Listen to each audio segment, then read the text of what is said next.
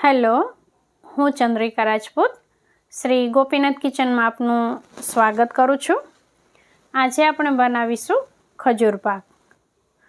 શિયાળો આવે એટલે દરેકના ઘરમાં કોઈને કોઈ અલગ અલગ પાક બનતા હોય છે. જેમ કે મેથી પાક કોઈ બનાવે, કોઈ અડદિયો બનાવે, કોઈ આવી રીતે ખજૂર પાક બનાવે. એટલે ઘરમાં જેને જેવું ભાવતું હોય એ પ્રમાણેનું બધા બનાવતા હોય છે. પણ આ બધી વસ્તુ હેલ્થ માટે ખૂબ ફાયદાકારક છે અને આપણે 12 મહિના તંદુરસ્તી આપણી શરીરની જળવાઈ રહે એ માટે અત્યારે શિયાળામાં કોઈને કોઈ પાક આપણે અવશ્ય ખાવાના છે. તો આ ખજૂર પાક એવો છે કે આ બધાને ઘરમાં ભાવે, નાના બાળકોને ભાવશે, મોટાને ભાવે, બધાને ભાવે. જ્યારે મેથી એવી વસ્તુ છે કે ઘણાને નથી ભાવતી હોતી. તો આવો સરસ મજાનો ખજૂર પાક ચાલો આપણે બનાવીએ. તો એના માટે અહીંયા મેં જો બધું તૈયારી કરીને રાખી દીધી છે. હવે એમાં આ ખજૂર 1 કિલો ખજૂર લીધી છે મેં, જે એકદમ સોફ્ટ ખજૂર આવે ને એ લીધી છે. ખજૂર પાક બનાવવા માટેની સ્પેશિયલ ખજૂર આવે છે. અને 100 ગ્રામ કાજુ લીધા છે, 100 ગ્રામ બદામ લીધી છે, અને આ અખરોટ લીધી છે, અને મખાના છે, અને એક અડધું કોપરું છે.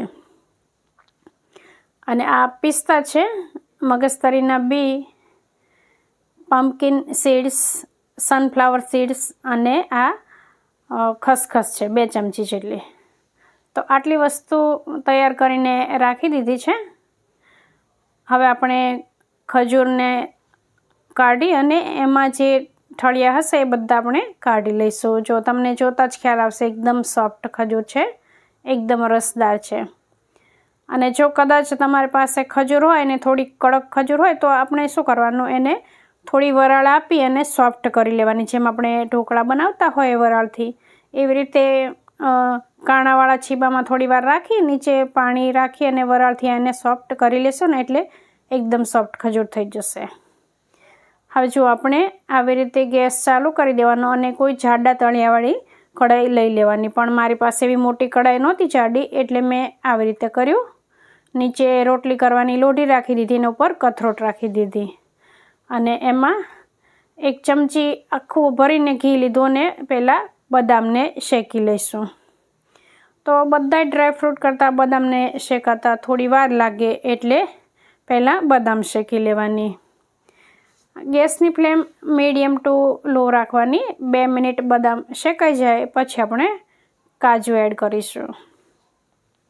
અને કાજુને પણ આપણે થોડી વાર માટે શેકીશું. એના પછી આપણે અખરોટ લઈશું. આ ડ્રાયફ્રૂટ આપણે શેકીએ ત્યારે ગેસની ફ્લેમ આપણે મીડિયમ ટુ લોની વચ્ચે જ રાખવાની છે ખાસ કરીને. અને હવે આપણે મખાના એડ કરી દઈશું. 1 વાટકી જેટલા મખાના મેં લીધા છે. અને હવે આ બધી વસ્તુ આપણે એડ કરી દઈશું. એમાં સનફ્લાવર સીડ્સ, ત્યારબાદ પમ્પકિન સીડ્સ, મગજતરીના બી અને પિસ્તા. આ બધી વસ્તુનું માપ તમે તમારી પસંદ પ્રમાણે વધુ ઓછું લઈ શકો છો. હવે આને આપણે ફરી 1 મિનિટ શેકીશું. અને છેલ્લે આપણે ખસખસ અને કોપરાનું છીણ ઉમેરીશું. ત્યારબાદ આપણે અડધી મિનિટ જેટલું શેકી લઈશું. એટલે આટલું શેકાતા 5-7 મિનિટ જેટલો સમય લાગશે.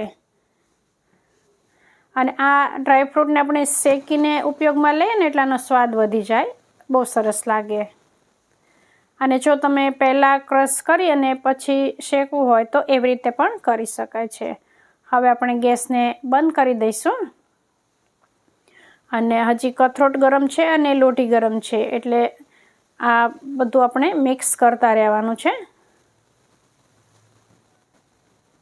આવી રીતે આપણે હલાવતા રહીશું. અને પછી આને ઠંડુ થવા દઈશું. અને જો હવે ઠંડુ થઈ ગયું છે. હવે આને હું આવી રીતે ક્રશ કરી લઈશ. આવી રીતે આ વજનદાર ખાયણી છે એનેથી આવી રીતે દબાવી અને અધકચરો ભૂકો કરી લઈશ. પણ જો આને મિક્સરમાં ક્રશ કરવું હોય તો એવી રીતે કરી લેવાનું. મારે થોડું વધારે મોટું રાખવું છે આ બધું, એટલે હું આવી રીતે ખાયણીથી ક્રશ કરી લઉં છું. અને જો તમે મિક્સરમાં ક્રશ કરો ને તો થોડું ક્રશ કરી અને પછી ઝીણું થયું હોય એ કાઢી લેવાનું અને પાછું મોટું મોટું રહ્યું હોય ફરી ક્રશ કરી લેવાનું. એટલે એકદમ બારીક ભૂકો નહીં કરતા, થોડો અધકચરો રાખવાનો, તો જ ખજૂર પાક સારો લાગે. હવે જો આ બધું મેં અધકચરું ક્રશ કરી લીધું, એને એક વાટકામાં કાઢી લીધું અને ફરી એવી રીતે જ મેં કથરોટ રાખી દીધી, નીચે લોઢી રાખી દીધી. અને જો આપણો ખજૂર પણ એના બી કાઢીને તૈયાર રાખી દીધો છે. એટલે હવે કથરોટમાં આપણે 2 ચમચી ઘી લઈશું. આ થીજેલું ઘી છે એટલે ઘી વધારે છે, એમ 2 ચમચી કહું છું પણ ઘી વધારે છે. હવે ઘી ગરમ થાય એટલે એમાં આપણે ખજૂર ઉમેરી દઈશું અને બીજું આપણને જરૂર લાગે ત્યારે પછીથી ઘી ઉમેરીશું. આમાં કોઈ વસ્તુનું પરફેક્ટ માપ હોવું જરૂર નથી.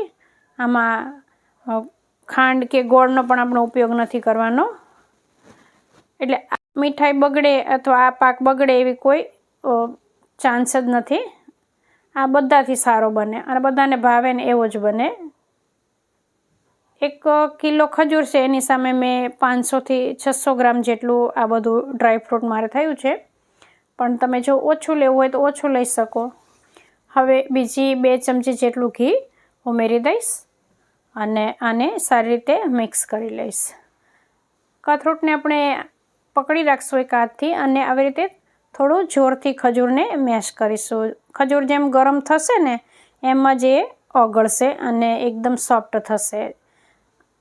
ગ્લાસને આમ ઊંધો રાખીને એનાથી પણ આપણે મેશ કરવું હોય તો કરી શકાય છે. જો એકદમ સોફ્ટ ડો જેવું તૈયાર થઈ ગયું છે ખજૂરનો. ગેસ હવે બંધ કરી દીધો છે અને હવે આપણે ડ્રાયફ્રૂટ બધા શેકેલા છે એને થોડા થોડા ઉમેરીને મિક્સ કરતા જઈશું. મેં અહીંયા કોપરું લઈ અને એને ખમણીનો ઉપયોગમાં લીધું છે, પણ જો તમારે તૈયાર કોપરાનું છીણ લેવું હોય તો એ લઈ લેવાનું. અને ડ્રાયફ્રૂટ પણ તમને ગમતા હોય એ પ્રમાણે વધારે ઓછા પ્રમાણમાં લઈ લેવાના. આ એકદમ સરળ છે અને આ આપણા શરીર માટે ખૂબ જ ફાયદાકારક છે અને બાળકોને પણ આ ભાવશે, બીજા પાક ના ભાવે. તો ખાસ કરીને અત્યારે ઠંડીમાં તમે આ અવશ્ય બનાવજો. હવે થાળીમાં મેં ઘી લગાવી દીધું અને થાળીમાં આને હું સરસ મજાનું પાથરી દઈશ. સરસ આમ લેવલ કરી અને આમ ચોરસ કરી દઈશું એટલે આપણા પીસ સારા થાય. અને ઉપર આવી રીતે આપણે સરખું કરી દઈશું અને થોડો ઠંડો થાય એટલે કટ કરીશું. એટલે કટ કરતાં ફાવે એટલા માટે મેં આ ચોપબોર્ડ પર લઈ લીધું છે. હવે આને આપણે ચપ્પાથી કટ કરી દઈશું. મોટું ચપ્પુ લેવાનું, મોટી છરી લેવાની અને ઘી લગાવી દેવાનું. અને આમાં ડ્રાયફ્રૂટ વધારે મોટા છે એટલે આમ થોડું આમ તાકાત લગાવી અને કટ કરવા પડશે. જો આવી રીતે કરી અને કટ કરી દેવાનો. અને આ પીસની થિકનેસ પણ આપણે આપણી પસંદ પ્રમાણે રાખી શકીએ છીએ. મેં અહીંયા વધારે થીક રાખ્યા છે. જો સરસ મજાનો આપણો ખજૂર પાક તૈયાર થઈ ગયો છે. આને તમે ગાર્નિશ કરવું હોય તો ખસખસથી, કોપરાના છીણથી ગાર્નિશ પણ કરી શકો છો, પણ મને કાંઈ એવું જરૂરી નથી લાગ્યું એટલે મેં નથી કર્યું. સરસ મજાના ડ્રાયફ્રૂટ દેખાય છે બધાય. જો એકદમ સોફ્ટ ખજૂર પાક તૈયાર થઈ ગયો છે. આને ડબ્બામાં ભરી દઈશું અને રોજ 1-2 પીસ ખાશું એટલે 12 મહિના સુધી આપણી તંદુરસ્તી જળવાઈ રહેશે. આપણા હેલ્થ માટે ખૂબ જ ફાયદાકારક છે. તો તમે પણ આ શિયાળામાં જરૂરથી બનાવજો અને વિડીયો ગમ્યો હોય તો લાઈક કરી દેજો.